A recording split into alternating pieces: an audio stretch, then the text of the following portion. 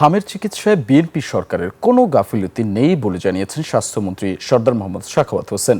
বলেছেন, বছরে 2 বার vitamin A capsule campaign হওয়ার কথা থাকলেও 2024 সালে হয়েছে একবার, আর 2025 সালে কোনো ভিটামিন এ ক্যাম্পেইনই করা হয়নি। পুষ্টিহীনতার কারণে হাম ছড়িয়ে পড়ার আগে সরকারকে দায়ী করেন স্বাস্থ্যমন্ত্রী। মানিক সিকদারের রিপোর্ট। ঈদ আসবে, সাথে ক্যাশব্যাকও আসবে। নিজের বা প্রিয়জনের জন্য কেনাকাটায় এবারও নগদ পেমেন্টে পাচ্ছেন দারুণ ক্যাশব্যাক। তাই যাই কিনুন, পেমেন্ট করুন নগদে। 15 মার্চ থেকে এখন পর্যন্ত সারা দেশে হামে মারা গেছে 451 শিশু।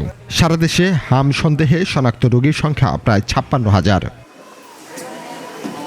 মহাখালী ডিএনসিসি কোভিড-19 হাসপাতালে হামে আক্রান্ত রোগীদের দেখতে আসেন স্বাস্থ্যমন্ত্রী সরদার মোহাম্মদ সাখাওয়াত হোসেন। এ সময় তিনি সাংবাদিকদের জানান, আন্তর্জাতিকভাবে স্বীকৃত সব চিকিৎসা হামে আক্রান্ত রোগীদের দেয়া হচ্ছে। পৃথিবীর ইতিহাসে এত স্বল্প সময় এত বিশাল একটা জনসংখ্যার জন্য এত তড়িৎ গতিতে এত প্রচুর ভ্যাকসিন আর কোনো দেশ জোগাড় করতে পারেনি, যেটা আমরা করেছি। আমাদের ডাক্তাররা অনেক পরিশ্রম করে যাচ্ছে। হাম ছড়িয়ে পড়ার জন্য আগের সরকারকে দায়ী করে বলেন, তারা একটি ভেন্টিলেটরও রেখে যাননি, এমনকি হাম প্রতিরোধের টিকাও ছিল না। বর্তমান সরকার শূন্য হাত থেকেই কাজ শুরু করেছে।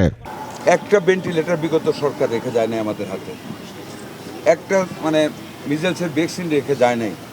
শূন্য হাতে যাত্রা করেছি মাননীয় প্রধানমন্ত্রীকে সাথে নিয়ে ওনার নির্দেশ মতো, এবং আলহামদুলিল্লাহ আমরা প্রত্যেকটা জায়গায় ভেন্টিলেটর দিতে সক্ষম হয়েছি। আগামী মঙ্গলবার দিন সিএমএস দিতে 12:30টার সময় আমরা আরও 10টা আইসিইউ ইউনিট খুলতেছি, 10টা ডিস্ট্রিক্টে। আগামী 10 জুনের মধ্যে ইউনিসেফ থেকে পর্যাপ্ত ভিটামিন এ ক্যাপসুল আসবে। এরপর ভিটামিন এ ক্যাম্পেইন চালু হবে বলেও জানান মন্ত্রী।